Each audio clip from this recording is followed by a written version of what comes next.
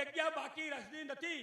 એક પણ ઓફિસ એવી નથી કે જ્યાં ભ્રષ્ટાચાર ન હોય, જ્યાં કોઈ એવું ખાતું નથી જે તે પોતાના પેટ માટે ખાતા ન હોય.